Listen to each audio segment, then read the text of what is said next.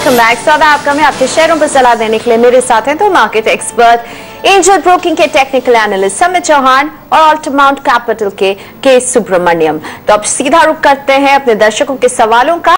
अजय जी मेरे साथ जुड़ गए हैं दिल्ली से। गुड मॉर्निंग अजय जी, बताइए कौन सा शेयर है आपके पास? हाँ जी मैम, मेरे पास टीवीजेड के 25 शेयर हैं 145 के रेट पे। अच्छा, और 6 रुपए पर शेयर का नुकसान हो रहा है। आपको नजरिया कैसा था? आप लंबे समय के लिए आपने टीवीजेड लिया था या ट्रेडिंग का नजरिया आपका? 2500 शेयर है तो मुझे लगता है ट्रेडिंग का नजरिया होगा। हाँ, ट्रेडिंग का था, 2 to 3 मंथ्स के लिए था। ओके, और अभी हो रहा है इन्हें 6 रुपए पर शेयर का नुकसान। समित गुड मॉर्निंग सर, टीबीजेड का चार्ट स्ट्रक्चर कैसा दिखता है आपको? अजय जी को क्या कहना चाहेंगे? 6 रुपए के नुकसान पर हैं।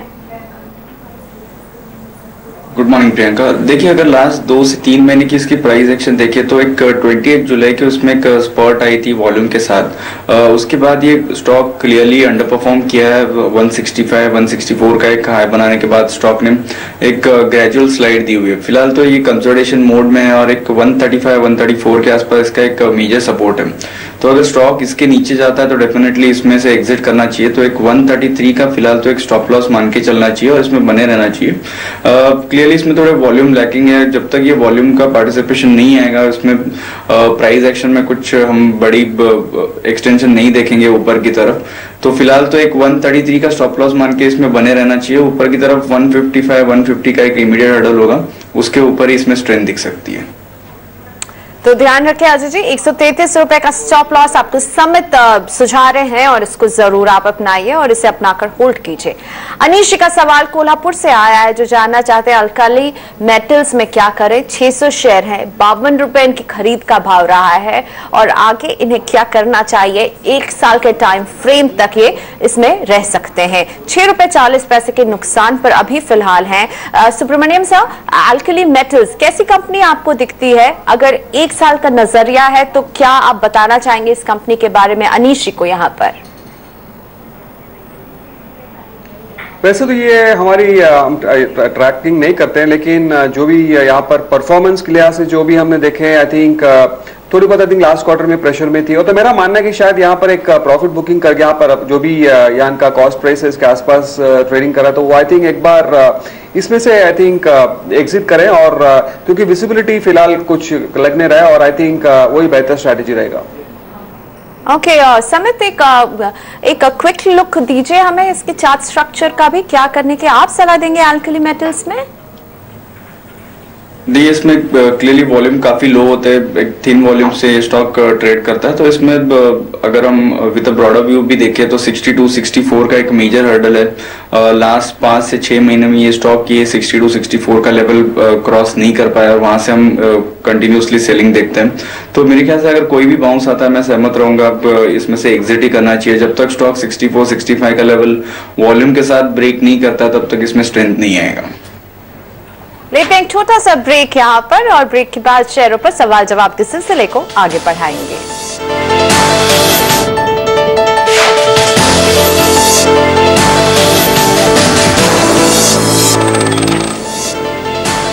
देख रहे हैं सौदा आपका। सीधा रुक करते अपने दर्शक के सवाल का। अमित है मेरे साथ पटना से, अपना सवाल पूछना चाहते हैं। नमस्ते अमित जी, बताइए सर कौन सा शेयर है आपके पास?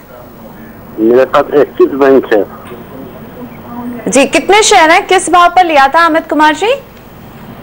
554 रुपए के भाव पर लिए थे, 300 शेयर लिए थे।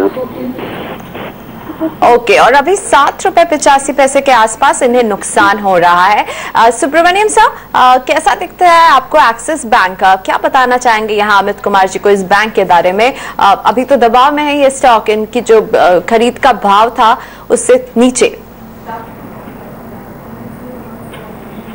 वैसे तो अगर देखें तो यहाँ पर परफॉर्मेंस की ओर से आई थिंक ठीक ठाक रही है लास्ट फ्यू क्वार्टर्स में, लेकिन I think overall price performance अगर आप देखें तो कहीं ना कहीं एक स्लगिशनेस दिख रही है।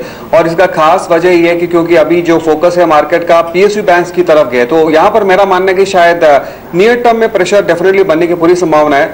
तो अगर कोई उछाल मिले तो मेरा मानना है कि यहाँ पर एग्जिट करके चलें।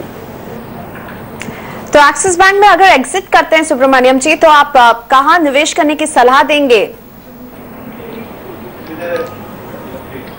वेल अगर इनको इसी स्पेस में रहना है तो शायद एक डिप्स आई थिंक एक bank of Baroda I think already यहाँ पर काफी बढ़त हो गई है, लेकिन मेरा मानना है कि शायद 180 190 इस रेंज में अगर मिले तो उसमें एंट्री कर सकते हैं। आई थिंक उस स्पेस पे आई थिंक यहाँ पर आई थिंक अप ट्रेंड और फास्ट रह सकती है। तो फिलहाल आई थिंक वो स्ट्रैटेजी बेटर रहेगा, या तो बाय डिप स्ट्रैटेजी भी कर सकते हैं और बैंक ऑफ बड़ौदा या तो फिर इवन SBI आई थिंक ये दो स्टॉक्स में आई थिंक मेरा मानना है कि शायद एट बाय डिप स्ट्रैटेजी कर सकते हैं। और अब बात करते हैं दीपक से, बेलगाम से जुड़ रहे हैं मेरे साथ। दीपक गुड मॉर्निंग, पूछिए अपना सवाल। गुड मॉर्निंग मैम, मेरे को HUL के बारे में पूछना था। मेरे पास 70 शेयर्स हैं 901 रुपीज पे, तो मेरे को ये लॉन्ग टर्म मेरा नजरिया है। आप बताइए कि अभी मैं इसको और इसमें ऐड कर सकता हूँ या मतलब क्योंकि प्राइस तो अभी थोड़ा कम ही है मेरी खरीद से, या मतलब लॉन्ग टर्म इसका क्या कहाँ तक मेरे को प्रॉफिट हो सकता है? चलिए, तो 5 से 6 रुपए के नुकसान पर बैठे हुए हैं यहाँ पर दीपक जी। 70 शेयर है, big boy of the sector HUL के। सुब्रमण्यम साहब, HUL क्या पहला सवाल का हिस्सा है और ऐड करें मौजूदा भाव में, और 1 साल का नजरिया रखते हैं तो किस तरह के टारगेट्स पर नजर होनी चाहिए इनकी? आई थिंक इनका स्ट्रैटेजी बेहतर है। आई थिंक एक बाय डिप स्ट्रैटेजी करनी चाहिए और FMCG सेक्टर में ऑब्वियसली वैल्यूएशंस के लिहाज से देखें तो ऑब्वियसली स्ट्रेच्ड है, लेकिन मेरा मानना है कि जहां पर मॉनसून्स भी जो भी रिपोर्ट्स आ रहे हैं आई थिंक ठीक ठाक रही है और रूरल इंडिया में जो भी है यहाँ पर स्पेंडिंग का जो एक फेस आने वाला शायद उसका भी फायदा इसको FMCG कंपनीज को मिलेगा। तो ओवरऑल ये सब ध्यान में रखते हुए आई थिंक एक बाय डिप स्ट्रैटेजी करें, लेकिन ऑब्वियसली यहाँ से इस लेवल से बहुत जबरदस्त एप्रिसिएशन तो डेफिनेट एक्सपेक्ट नहीं कर सकते हैं, लेकिन मेरा मानना है कि शायद बाय डिप स्ट्रैटेजी करें तो साल भर में आई थिंक कम से कम 15-20% की एक एप्रिसिएशन इस लेवल से मिलने की पूरी संभावना है। वक्त हो गया है ब्रेक का। ब्रेक के बाद हम आपके शेयरों के सवाल जवाब के सिलसिले को आगे बढ़ाएंगे, साथ ही हाजिर रहेंगे इंडियन ट्रेडिंग लीग के अपडेट के साथ भी। और अब सीधा रुख करते हैं आपके सवालों का, और महेश जी मेरे साथ जुड़ गए हैं अलवर से, जानना चाहते हैं अपने शेयर्स के बारे में। महेश जी गुड मॉर्निंग, बताइए सर कौन सा शेयर है आपके पास? अच्छा मैडम, मेरे पास J&K बैंक के हैं अपने 130 रुपए के हिसाब से। J&K bank ji J&K bank, Jammu and Kashmir bank के, और SBI के हैं अपने 295 रुपए के हिसाब से। और इनके बारे में पूछना चाहता हूँ कि क्या इनकी आगे वो रहेगी, अपना भविष्य कैसा है और किस हिसाब से अपना इनका वो रहेगा? ओके, दोनों में ही आपको नुकसान हो रहा है। हाँ, J&K में करीब 38 रुपए पर शेयर के नुकसान पर बैठे, SBI में 16 रुपए 90 पैसे पर शेयर के नुकसान पर है। यहाँ पर महेश जी समित आपसे जानना चाहूंगी, J&K बैंक और SBI दोनों की चार्ट स्ट्रक्चर आपको कैसे दिखते हैं, और महेश जी को आप क्या सलाह देना चाहेंगे सर? देखिए, पहले अगर जम्मू एंड कश्मीर बैंक की बात करूं तो मीडियम टर्म के उसके चार्ट स्ट्रक्चर काफी पॉजिटिव है। हालांकि नियर टर्म में इसने अच्छा खासा करेक्शन देखा है from the high levels of 150 160। Last 3 से 4 महीने से ये स्टॉक कंसोलिडेट हो रहा है, एक रेंज बन चुकी है 115 to 90 रुपीज। वो रेंज में वो ट्रेड हो रहा है विद लो वॉल्यूम्स। तो जब तक ये वॉल्यूम पिक नहीं होते और ये 115 का ऊपर का स्तर क्रॉस नहीं करता है तब तक इसकी साइडवेज ट्रेंड है वो कंटिन्यू रहेगी। फिलहाल तो ये इसके इंपॉर्टेंट सपोर्ट के आसपास चल रहा है, तो मेरे ख्याल से 90 रुपीज के नीचे एक स्ट्रिक्ट स्टॉप लॉस मेंटेन करना चाहिए और उसमें बने रहना चाहिए। 90 के नीचे इसमें से कंप्लीटली एग्जिट होना चाहिए, और ऊपर जैसे ही स्टॉक 115 का लेवल ब्रेक करता है तो इसमें एक अच्छी खासी स्ट्रेंथ 130 135 तक हो सकती है। दूसरा स्टॉक अगर SBI की बात करें तो रिसेंटली हमने इसमें अच्छी खासी वोलेटिलिटी देखी है, रिजल्ट के बाद इसने अच्छा खासा करेक्शन भी देखा है। तो इसकी एक अगर ब्रॉडर रेंज देखे तो 290 से लेके 250 260 ये रेंज में ये घूम रहा है। 2-3 दिन पहले इसने अच्छा खासा एक पुल बैक दिया था लोअर लेवल से, बट ऊपर की तरफ जब तक ये 290-95 का लेवल क्लोजिंग बेसिस पे क्रॉस नहीं करता है इसमें वो स्ट्रेंथ आना डिफिकल्ट है। तो अगर नियर टर्म की बात करें तो अगर स्टॉक 285-290 के आसपास जाता है तो उसमें से एग्जिट करना चाहिए, और 295 के ऊपर ही इसमें बने रहना चाहिए। विद ब्रॉडर व्यू इसमें डेफिनेटली बने रह सकते हैं। इनफैक्ट अगर लोअर लेवल्स आते हैं तो वहां पे एक्यूमुलेट भी कर सकते हैं। और अब बात करते हैं महेंद्र पाल जी से, रोहतक से जुड़ रहे हैं हमारे साथ। गुड मॉर्निंग मिस्टर पाल, बताइए कौन सा शेयर है आपके पास? मैडम जी मेरे पास मोइल है मोइल के मैंने 17 शेयर लिए थे और आईपीओ के थ्रू आए थे मेरे पास, और 356.75 लिया था, लेकिन ये आगे नहीं जा रहा। मैं क्या करूं? एक मेरे पास टाटा स्टील भी है। अच्छा, टाटा स्टील और का, वैसे हाँ, आपका नजरिया लंबी अवधि के लिए है दोनों में, मोइल और टाटा स्टील में? हाँ, ये लंबा तो अपने आप बन गया मैडम जी। वैसे मैं आपका रोजाना प्रोग्राम देखता रहता हूँ और नियमित इसका जो है ना दर्शक हूँ। और अच्छा, तो ये लंबा बन गया। आपको लग रहा था जब मुनाफा होगा तब निकलेंगे, लेकिन वो पॉइंट आया ही नहीं दोनों में अभी तक आया ही नहीं। मैं हाँ जी, ओके। सो सुब्रमण्यम सर, क्या आप जवाब देना चाहेंगे महेंद्र पाल जी को? मोइल है, आईपीओ के थ्रू इन्हें अलॉट हुआ था, 356 के भाव पर नुकसान हो रहा है इन्हें मोइल में। टाटा स्टील में इन्होंने अपनी खरीद का भाव तो नहीं बताया, लेकिन इनकी बातों से क्लियर है कि इन्हें नुकसान पर ये बैठे हुए हैं। अब क्या स्ट्रैटेजी होनी चाहिए इन दोनों में, आपको लगता है?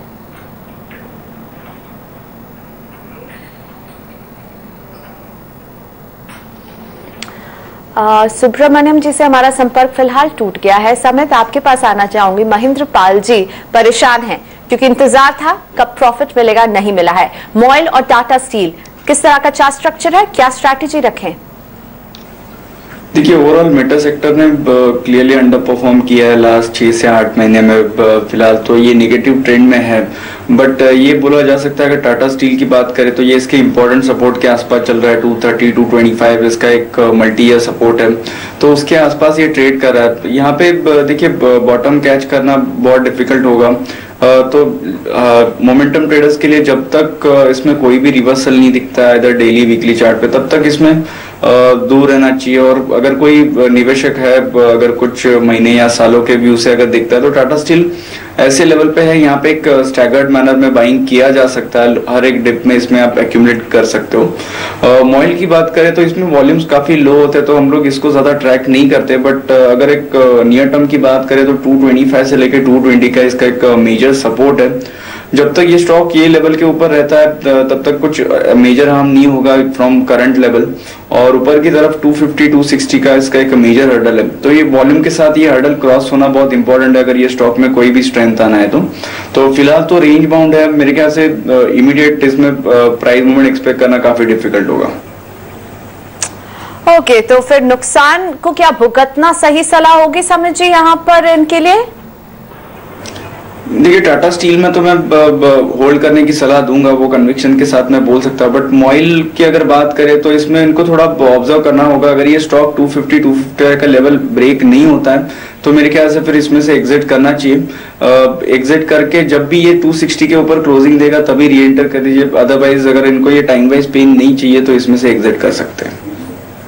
लेते हैं छोटा सा ब्रेक यहाँ पर। ब्रेक के बाद सौदा आपका में आपके शेयरों पर सवाल जवाब के सिलसिले को आगे बढ़ाएंगे।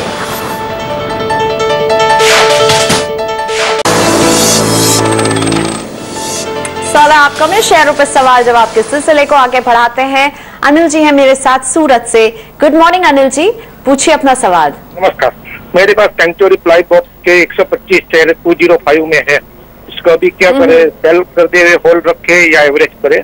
कुछ स्टॉप लॉस रेट बताता।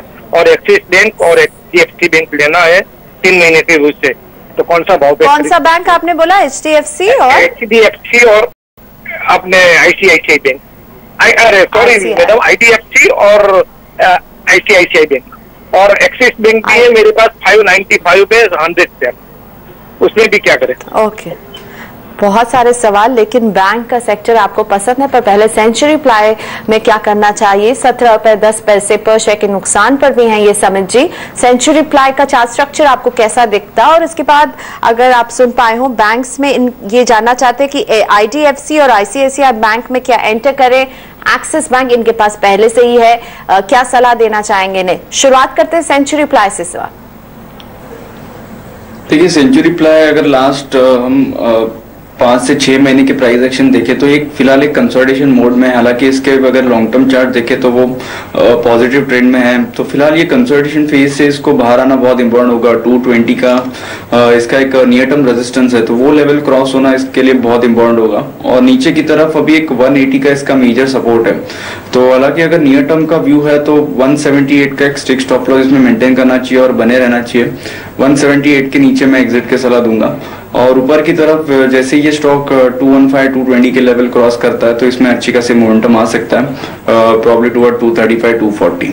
अगर बैंक्स की बात करें तो देखिए एक्सिस बैंक और आईसीआईसीआई बैंक फिलहाल साइडवेज ट्रेंड में है। इनफैक्ट एक्सिस बैंक तो लास्ट कुछ दिनों से अंडर परफॉर्म कर रहा है, तो अगर नियर टर्म व्यू है तो फिलहाल इसको अवॉइड करना चाहिए। इन केस अगर एक्सिस बैंक 565 570 के ऊपर रहता है तो विद मोमेंटम वो वहां पे बाय कर सकते हैं, बट नियर टर्म व्यू से अभी फिलहाल ये करंट लेवल पे अवॉइड करना चाहिए।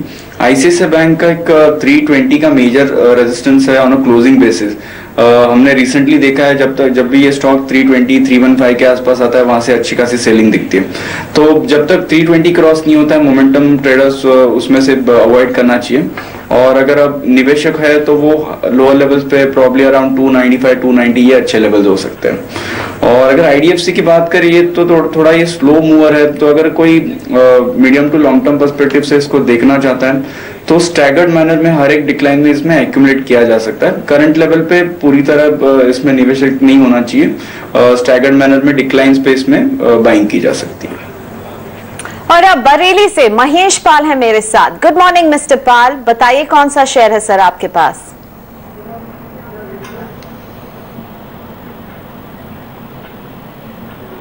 महेश पाल जी, क्या आप तक मेरी आवाज पहुंच रही है? तो पूछिए अपना सवाल।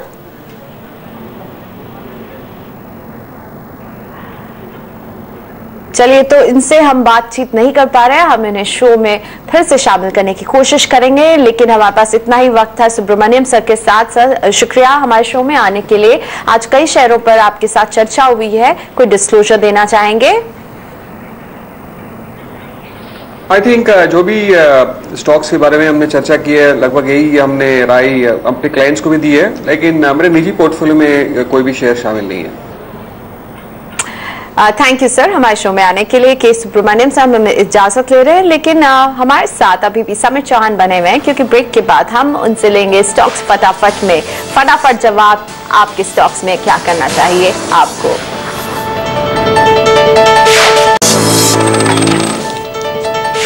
Welcome back. वक्त है स्टॉक्स फटाफट का। सीधा चलते हैं आपके सवालों की तरफ। समित चौहान मेरे साथ है फटाफट जवाब देने के लिए। शार्दुल भुज से जानना चाहते हैं अशोक लेलैंड के बारे में।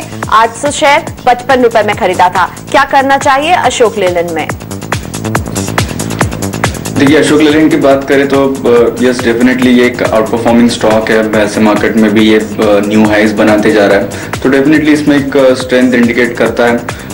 इनकी कॉस्ट भी काफी नीचे के लेवल के है, तो मेरे ख्याल से अगर ये medium to long term perspective से रहना चाहते हैं तो इसमें बने रह सकते हैं। फ्रॉम करंट लेवल इसमें अच्छा खासा एप्रिसिएशन दिखाई दे सकता है, बट अगर इनका कोई भी नियर टर्म व्यू है और ये फंड्स अगर इनको रिक्वायरमेंट होगी तो पार्शियली बुक करना चाहिए। मैं फुल्ली इसमें से बुक करने की सलाह नहीं दूंगा, डेफिनेटली इसमें होल्ड की सलाह होगी। चंडीगढ़ से प्रिंस जानना चाहते हैं कि इलाहाबाद बैंक में क्या करना चाहिए। इनके पास है 1502 शेयर, 128 रुपए के भाव पर इन्होंने खरीदारी की थी। देखिए, पीएसयू बैंक्स ने लास्ट 6 to 8 मंथ में अच्छा खासा अंडर परफॉर्म किया था, बट हम 15-20 ट्रेडिंग सेशन से देख रहे हैं कि क्लियरली जो अंडर परफॉर्मेंस था वो अभी एक आउट परफॉर्मेंस हो रहा है। लो लेवल से हमने अच्छी खासी बाउंस देखी है सारे पीएसयू बैंक्स में। तो इलाहाबाद बैंक की बात करें तो फिलहाल ऐसे लग रहा है कि 80-85 का इसका एक स्ट्रॉन्ग सपोर्ट बन गया है, काइंड ऑफ बॉटमिंग फॉर्मेशन भी हो सकता है ये।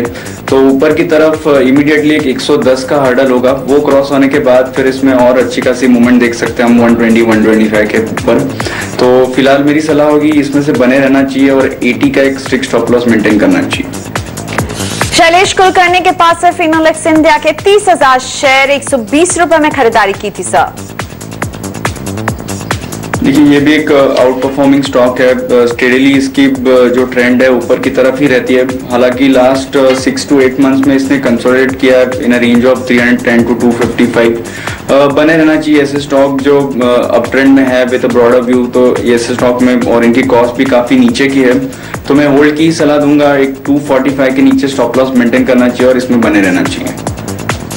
प्रशांत मुंबई से जानना चाहते हैं जीएमआर इंफ्रा के 500 शेयर होल्ड करते हैं, 26 रुपए 85 पैसे के भाव पर खरीदारी की थी, क्या हो अगला कदम?